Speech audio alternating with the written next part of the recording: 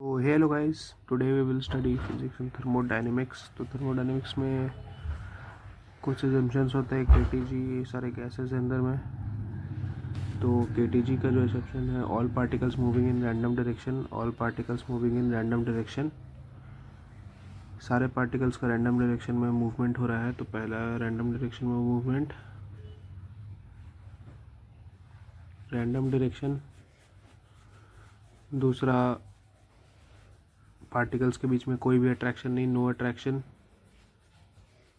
No attraction. तीसरा, repulsion भी नहीं, कोई पार्टिकल्स एक दूसरे को ना ही अट्रैक्ट करेगा ना ही रिपल्शन होगा, no attraction between particles. Potential energy of the system is zero, कोई अट्रैक्ट नहीं करेगा तो पोटेंशियल एनर्जी सिस्टम का क्या हो जाएगा, ज़ीरो हो जाएगा। तो अगर पोटेंशियल एनर्जी ज़ीरो हो जाएगा तो total energy of a system is equals to potential plus kinetic. So if potential energy is zero तो total energy will be equal to kinetic energy.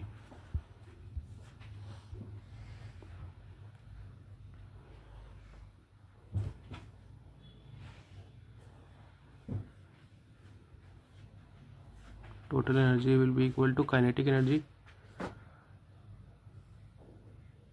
All collisions are elastic, सारे collision हो गए elastic हो गए। Elastic collision का मतलब कि अगर ये पार्टिकल इस पे वी वेलोसिटी से टकरा रहा है तो वो वापस इधर वी वेलोसिटी से ही आएगा। तो सारे कोलिजन्स इलास्टिक होंगे। ये पांचवा पॉइंट है।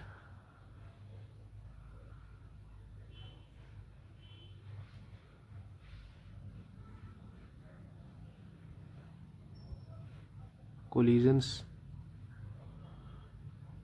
इलास्टिक,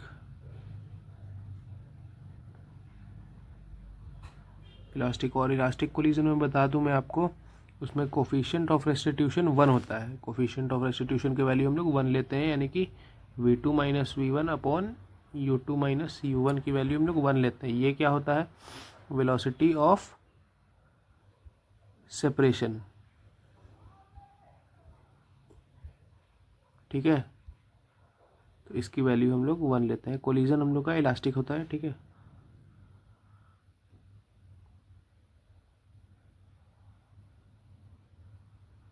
ठीक है। Effect of the gravity on the particles is neglected, यानी कि ये जो छोटे छोटे पार्टिकल्स हैं, ये जो हमारे छोटे छोटे पार्टिकल्स हैं, ग्रेविटी का इफेक्ट इन छोटे पार्टिकल्स पे, यानी कि मान लीजिए कि इसको अगर जूम करें, इसको अगर जूम करके देखा जाए तो इसमें एक मान लीजिए ये पार्टिकल है, इसका अगर mg लग रहा है तो ये ज़ीरो के बराबर हो जाएगा, यानी कि acceleration due to gravity zero हो जाएगा सारे पार्टिकल्स पे। ऐसा, यानी कि ग्रेविटी का इफेक्ट एक भी पे नहीं होगा, किसी भी एक पे नहीं होगा। किसी भी एक पार्टिकल पे ग्रेविटी का इफेक्ट ज़ीरो होगा। मास तो ज़ीरो हो नहीं सकता, so acceleration due to gravity zero होगा सारे पार्टिकल्स पे, गैस के पार्टिकल्स पे, क्योंकि ये केटीजी का एजम्पशन है। सारा केटीजी का सारा एजम्पशन है, इस वजह से volume of the particle is negligible with respect to volume of container. ये एक बड़ा सा कंटेनर है, इसका वॉल्यूम, और एक ये छोटा ये एक पार्टिकल है। मान लीजिए ये एक पार्टिकल है, तो इस पार्टिकल का वॉल्यूम और इस कंटेनर का वॉल्यूम, तो इस पार्टिकल का जो वॉल्यूम है गैस का, ये नेग्लिजिबल हम लोग मान सकते हैं। किसके रिस्पेक्ट में, इसके रिस्पेक्ट में, ये जो कंटेनर है इसके रिस्पेक्ट में। तो ये तो कोई बताने वाली बात थी नहीं। तो ये अजम्पशंस है गाइस, कुछ छोटे छोटे। एक अजम्पशन और बाकी रह गया है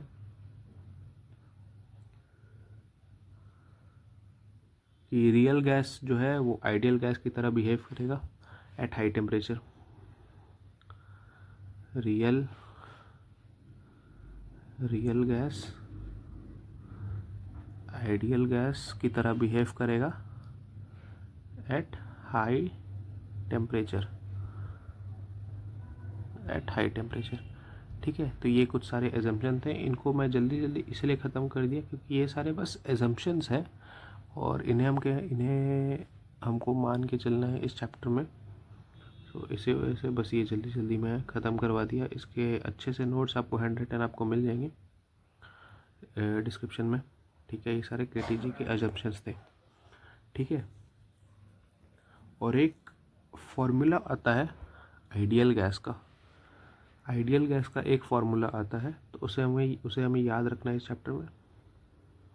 मेन चैप्टर हमारा स्टार्ट होगा थोड़ी देर में। पीवी बराबर, इसको थोड़ा इस साइड लिख देते हैं,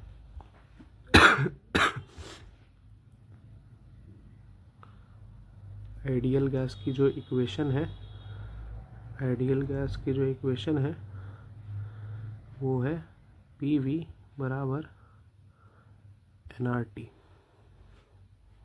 ये है आइडियल गैस इक्वेशन, इसको याद रखना है। जहाँ पे पी है pressure of the gas, V is the volume of the gas, N is the number of moles in the container, R is the universal gas constant and T is the temperature of the gas। तो इसे थोड़ा side कर लेते हैं। ये भी हमारा एक फॉर्मूला आ गया आइडियल गैस इक्वेशन।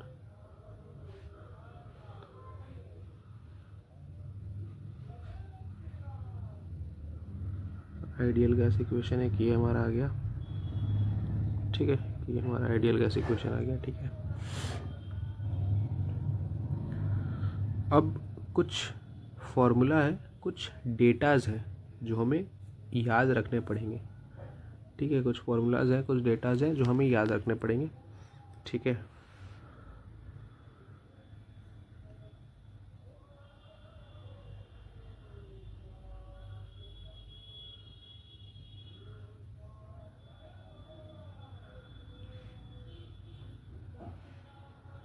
इसको ज़रा सेव कर लेते हैं, ठीक है। ये हो गया सेव। अब इसको इरेज कर देते हैं, इसके सारे नोट्स आपको मिल जाएंगे।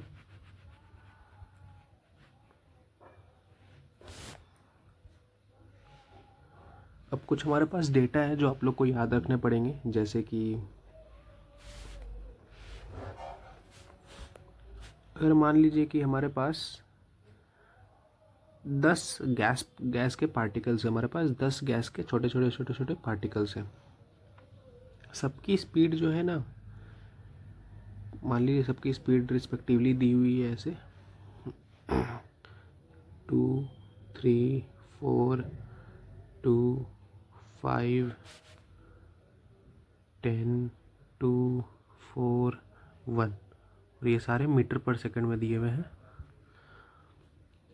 तो अब एवरेज स्पीड पूछे, एवरेज स्पीड, तो ये आप क्या लिखेंगे, ये एवरेज स्पीड क्या लिखेंगे?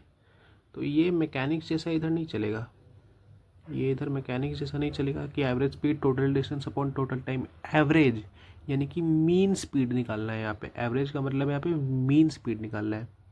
तो मीन यानी कि जितने स्पीड से, यानी कि जितने गैस के पार्टिकल्स का स्पीड है सबका सम, यानी कि v1 plus v2 plus v3 का सम डिवाइडेड बाई कितने गैस के पार्टिकल्स है, यानी कि n। तो इसमें कैसे हो जाएगा, 2 plus 3 plus 4 plus 2 plus 5 plus 10 plus 2 plus 4 plus 1 divided by 10 ऐसे।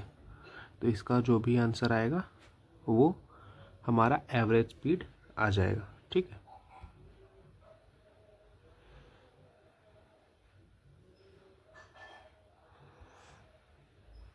ये हमारा एवरेज स्पीड। ये कुछ टर्म्स है जो हमें याद रखना है, कुछ टर्म्स है जो हमें याद रखना है ऐसे, ठीक है। दूसरा आरएमएस स्पीड, आरएमएस स्पीड या फिर RMS velocity.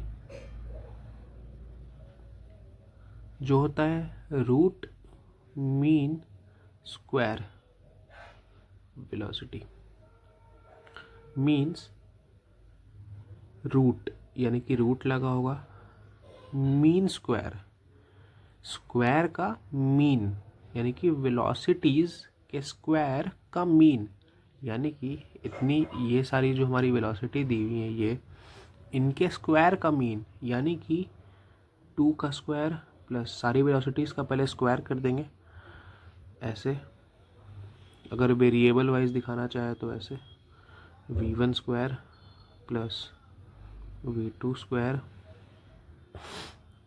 v3 square v4 square plus dot dot dot dot by 10 जो भी है, ठीक है। तो ये ऐसे आ जाएगा। इसको थोड़े अच्छे से एक बार लिख देते हैं, इसको थोड़े अच्छे से एक बार लिख देते हैं यहाँ पे।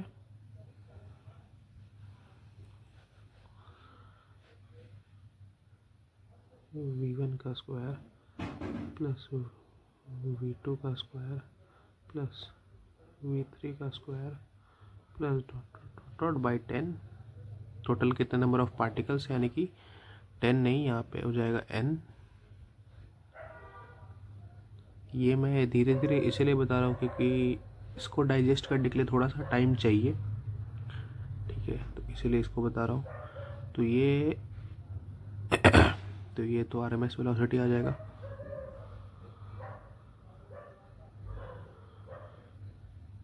आरएमएस वेलोसिटी आ जाएगा।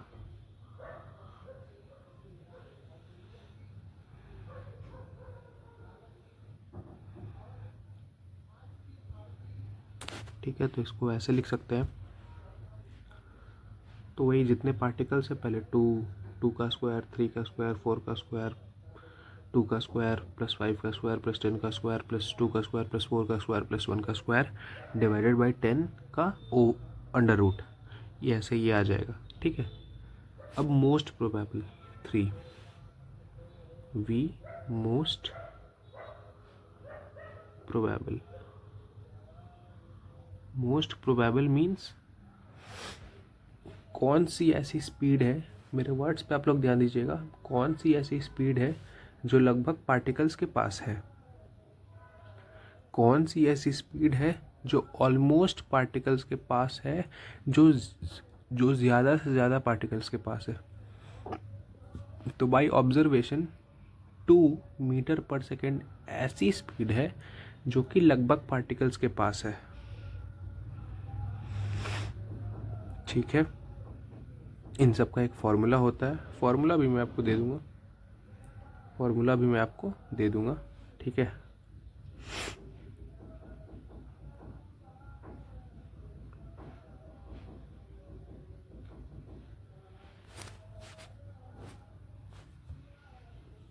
ठीक है, फॉर्मूला भी मैं आपको दे दूंगा। तो ये मोस्ट प्रोबेबल हो गया। मोस्ट प्रोबेबल का कोई सच, जैसे मैंने अब ये बताया, मैंने जैसे अभी अगर इसका ये करके दिखाया, इसका फॉर्मूला बताया, इसका ऐसे ये किया कि सबको जोड़ के ये कर दो, इसका स्क्वायर करके रूट कर दो, तो इसका ऐसा कुछ नहीं होता है। इसका डायरेक्ट एक फॉर्मूला होता है, वो आरएमएस का भी होता है और एवरेज का भी होता है, वो भी बताऊंगा, वो भी बता देता हूँ अभी, ठीक है। इसका मोस्ट प्रोबेबल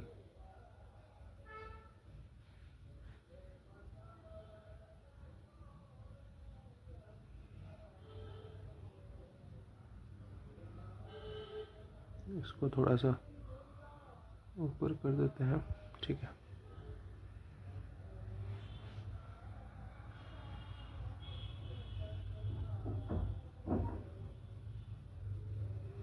मोस्ट प्रोबेबल ये हो गया, ठीक है।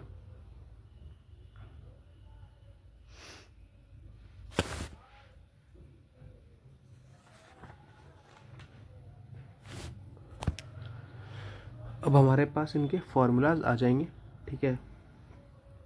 एवरेज वेलोसिटी का फॉर्मूला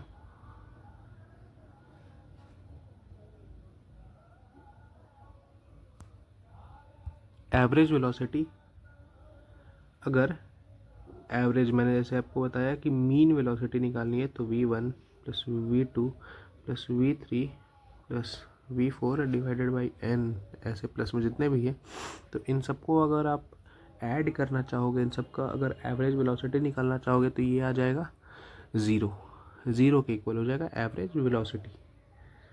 ठीक है, ज़ीरो के इक्वल हो जाएगा एवरेज वेलोसिटी।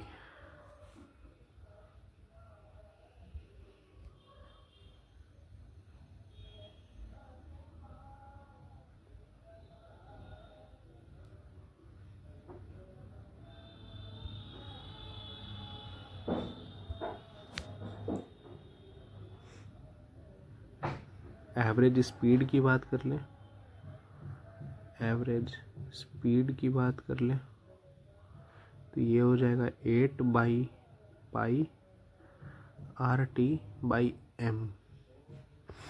यहाँ पे m क्या हो जाएगा, किसी एक पार्टिकल का मोलर मास। m क्या हो जाएगा, किसी भी एक पार्टिकल का मोलर मास। और r क्या हो जाएगा यहाँ पे, यूनिवर्सल गैस कांस्टेंट, जिसकी वैल्यू हम लगभग 25/3 अप्रॉक्सीमेट कर सकते हैं। ठीक है, 25/3 अप्रॉक्सीमेट कर सकते हैं।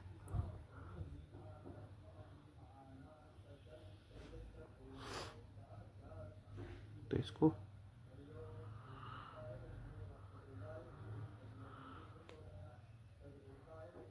ठीक है, इसको मैं यहाँ पे कर देता हूँ।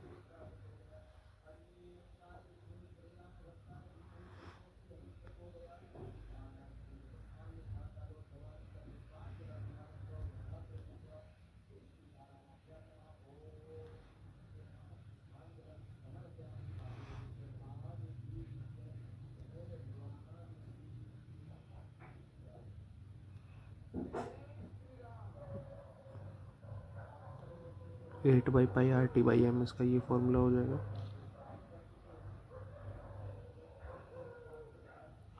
ठीक है, और RMS वेलोसिटी का उसी तरह RMS वेलोसिटी का फॉर्मूला हो जाएगा आपका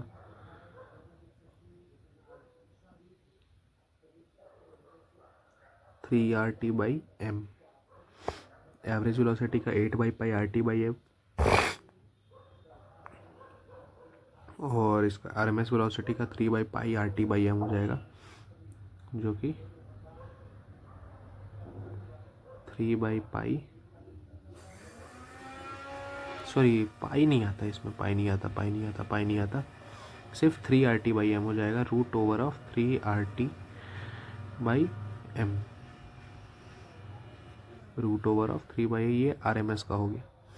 ठीक है, ये फार्मूलाज आपको याद करने पड़ेंगे। ये फार्मूलाज जेईई मेंस में कई बार पूछे हैं, पूछे गए हैं जेईई मेंस में ये सारे, तो ये सारे आपको याद करने पड़ेंगे।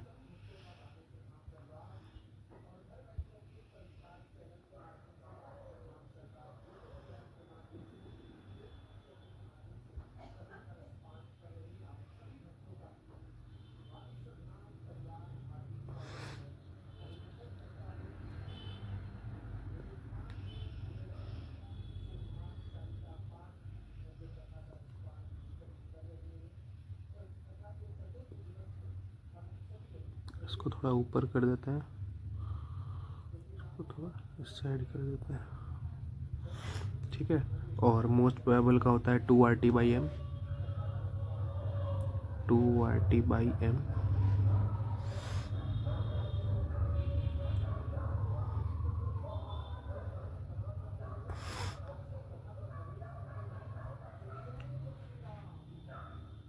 टू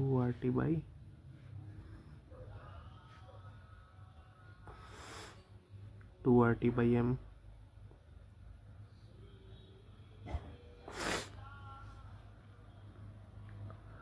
एक और रह गया एवरेज वेलोसिटी का, जो कि डायरेक्ट ज़ीरो ही आ जाता है ऐसे।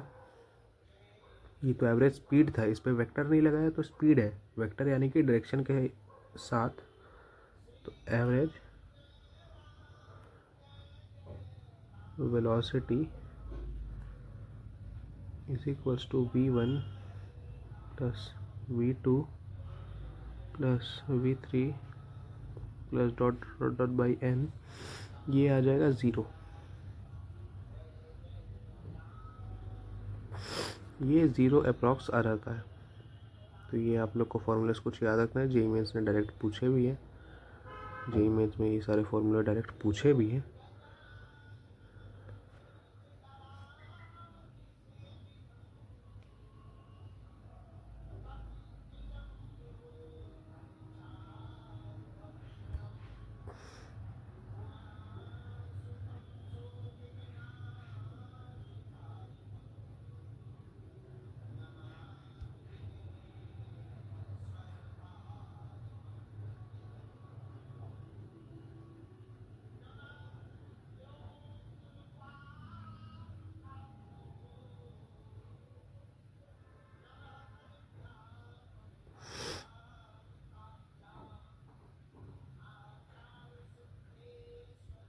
ठीक है, तो ये सारे कुछ टर्म्स हो गए आपके।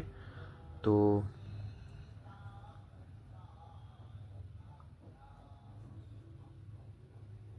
ये सारे कुछ टर्म्स हो गए आपके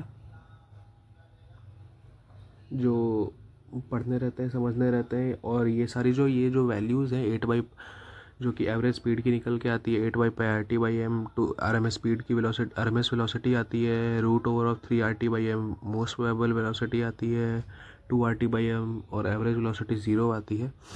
तो इस पे आर एम एस वेलोसिटी बहुत ज़्यादा इम्पोर्टेंट है। कई बार सवाल बनते हैं, ऐसा नहीं कि ये इम्पोर्टेंट नहीं है, याद सभी करना है, but R M S velocity is most most most important, very very very important for your JEE mains and advance.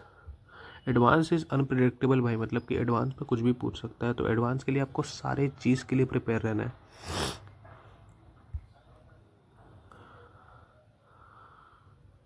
और अगर एडवांस में कुछ छूट भी जाता है ना, तो advance is a low scoring exam, so you can get a good marks and as well as good rank on scoring less, but for mains you have to cover your 100% syllabus.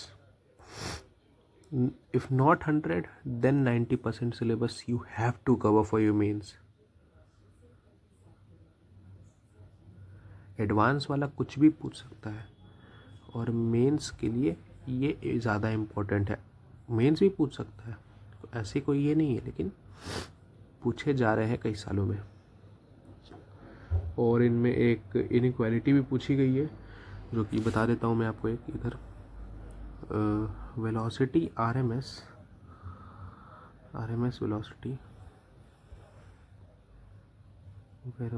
Are M S velocity average और velocity most probable, इनमें से ये difference है,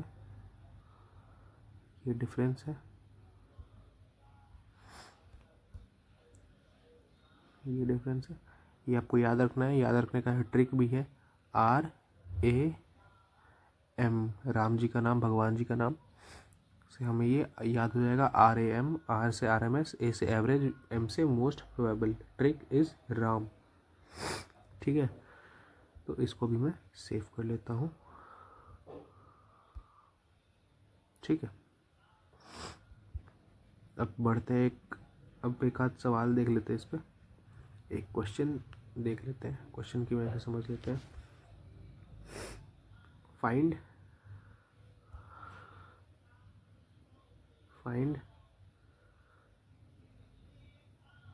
RMS velocity, find RMS velocity of oxygen molecules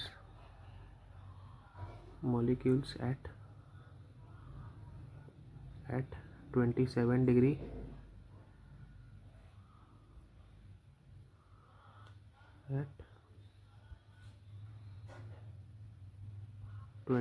degree Celsius. तो इसका solution हो जाएगा, अभी RMS वेलोसिटी का मैंने आपको फॉर्मूला बताया, जो कि होता है रूट ओवर ऑफ 3 RT/m जो कि इधर आ जाएगा। ऑक्सीजन का जो है वो मास कितना होता है, ग्राम्स वाला मोलर मास जो होता है वो ग्राम्स में आता है, तो वो ग्राम्स में कितना मास हो जाएगा उसका 32, यानी कि O2 डाई एटॉमिक है। तो सिंगल ऑक्सीजन का मास कितना होता है 16, सो O2 का कितना हो जाएगा 32। ये सब बात बताने वाली नहीं है, केमिस्ट्री में हम मोल कॉन्सेप्ट में पढ़ते हैं तो ये सब बातें बताने वाली नहीं है, ठीक है। तो उन्हें उसे केजी में लिखना है मोलर मास, ठीक है, ग्राम वाला नहीं, केजी में लेके आएंगे मोलर मास को, ठीक है। तो 3 आर की वैल्यू लास्ट में पुट करेंगे तो ज़्यादा बढ़िया रहता है, आर की वैल्यू लास्ट में पुट करेंगे 25/3। वैसे ऐसे कर भी तो कोई दिक्कत नहीं है, लेकिन लास्ट में प्रोबेबिलिटी रहती है, क्योंकि सवाल सॉल्व करने में इजी होती है। वेरिएबल पार्ट में अगर कुछ ऐड वगैरह करना है तो आर से आप ऐड कर दो तो वो सही रहता है, आर मान के ही आप ऐड कर दो, फिर लास्ट में वैल्यू पुट कर दो आर की, तो आप कर सकते हो वैसे, ठीक है। तो इसको आर रहने देते हैं। टेम्परेचर क्या है 27 डिग्री सेल्सियस को केल्विन में कन्वर्ट करेंगे, temperature will always in Kelvin, so 27 degree तो which is 300 divided by molar mass तो विच इज़ 32 ग्राम्स है, तो इसको 10⁻³ रूट कर देंगे, तो ये जो निकल के आपका आएगा वैल्यू, ये आपका RMS वेलोसिटी हो जाएगा, ठीक है। सॉल्व कर लेना है इसको, 16, 150 और 150, 8, 75 और आर की वैल्यू 25/3, तो ये 25 कट जाएगा, ये 25, तो ये जो भी है सॉल्व करके आप लोग आंसर निकाल लेना, सॉल्व करके आंसर निकल जाएगा इसका, ठीक है। अब एक डिग्री ऑफ फ्रीडम पढ़ते हैं, डिग्री ऑफ फ्रीडम पढ़ते हैं हम।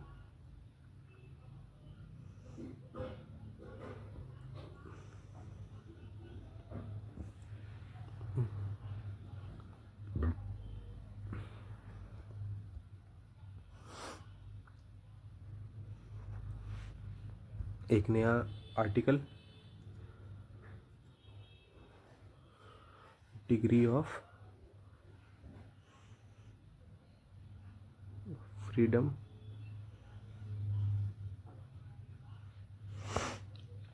तो ये कहता है कि number of independent ways in which a molecule can exhibit motion और have energy is called degree of freedom. अगर मोनो एटॉमिक, ये है क्या कहते हैं, मोनो एटॉमिक अगर मॉलिक्यूल है तो उसके पास 3 डिग्री ऑफ फ्रीडम रहेंगी, अगर डाई एटॉमिक है तो 5, और डाई एटॉमिक में अगर हाई टेम्परेचर पे गैस को कर दिया जाए तो उसके पास 7 हो जाती है, और ट्राई एटॉमिक में, लीनियर ट्राई एटॉमिक में 5 और नॉन लीनियर ट्राई एटॉमिक में 6। मीन्स मोनो एटॉमिक में, यानी कि सिंगल मोनो एटॉमिक में, जो कि हीलियम, आर्गन, क्रिप्टन, हीना, नीना और करीना, कहा, जेरोक्स, रंगीन, ये सारे जो हमारे हैं आइडियल गैसेस, ये सारे हमारे मोनो एटॉमिक हैं। तो ये क्योंकि स्टेबल है तो इनका मूवमेंट बहुत कम होता है, तो इस वजह से इनके पास 3 डिग्री ऑफ फ्रीडम है। डिग्री ऑफ फ्रीडम का मतलब नंबर ऑफ इंडिपेंडेंट वेज, यानी कि number of ways in which a molecule can exhibit motion और हैव एनर्जी। एनर्जी रहेगी तो ऑलवेज सी बात है उस पार्टिकल में मोशन होगा, तो मोशन, एग्जिबिट मोशन कैसे करता है, तो 3 डिग्री ऑफ फ्रीडम है इसका, 3 डिग्री ऑफ फ्रीडम है, इसका मतलब ये कि एक्स एक्सिस में भी मोशन होगा, यानी कि Vx, Vy और Vz, ठीक है। ये ट्रांजिशनल है, अगर बनाया तो ये एक एक्स एक्सिस बाहर की तरफ ऐसे रहता है, बाहर की तरफ ऐसे रहता है, ये एक्स, ये y ये z, तो बाहर की तरफ मोशन रहेगा, z एक्सिस में भी 3 रहते हैं। ठीक है, ये हो गया मोनो एटॉमिक के लिए। तो मोनो एटॉमिक के लिए 3, यानी कि मोनो एटॉमिक के लिए f की वैल्यू, f से रिप्रेजेंट करते हैं, f की वैल्यू 3 रहती है, Vx, Vy और Vz में। बस आपको इसकी वैल्यू याद रखनी है, थ्योरी पे ज़्यादा फोकस मत करिएगा, वैल्यूज़ याद रखिए, फ़ायदे में रहिएगा। एग्जाम्पल में गैसेस कौन कौन सी, जो भी जितनी भी आपकी जो गैसेस हैं, जैसे helium, neon, argon, krypton, xenon, radon, ये सब जो है हमारी मोनोएटॉमिक गैसेस हैं।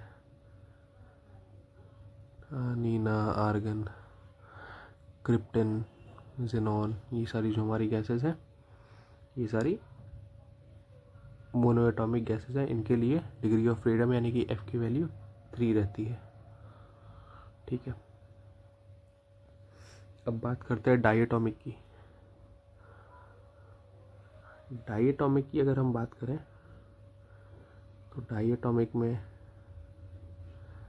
f की वैल्यू जो रहती है, डायटोमिक यानी कि जिनके पास 2 एटम में एग्जिस्ट करते हैं, वो 2 एटम्स में एग्जिस्ट करते हैं।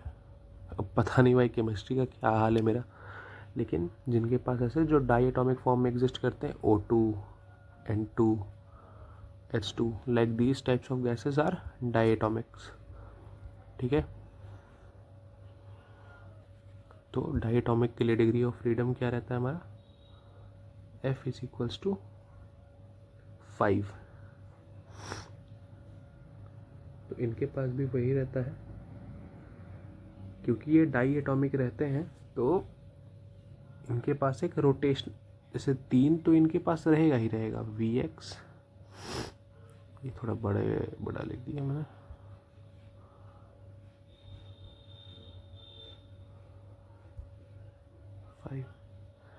Vx, Vy, Vy और Vz, ये तो इनके पास रहेगा ही। और 2 रोटेशनल, ये ट्रांजिशनल है, यानी कि सीधे सीधे सीधे सीधे सीधे सीधे सीधे सीधे, ये तो इनके पास रहेगा। ट्रांजिशनल मतलब सीधा सीधा में तो ये मोशन करेंगे, यानी कि एक्सिस में तो ये मोशन करेंगे ही, और रोटेशनल भी करेंगे।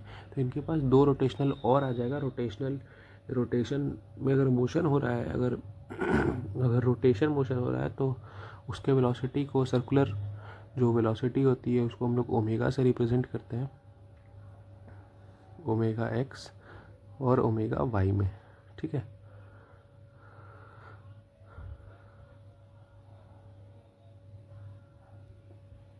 ठीक है, और इसके एक बार एग्जांपल देख लो। एग्जांपल इसके हो गए हमारे एग्जांपल हो गए इसके H2,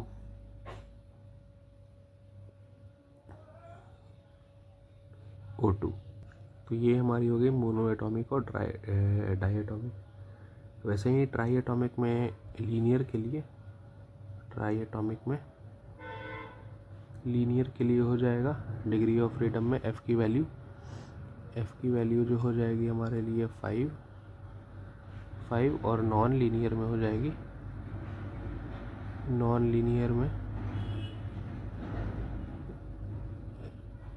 f is equals to 6। तो ये आपको वैल्यूज़ याद रखनी है। ठीक है,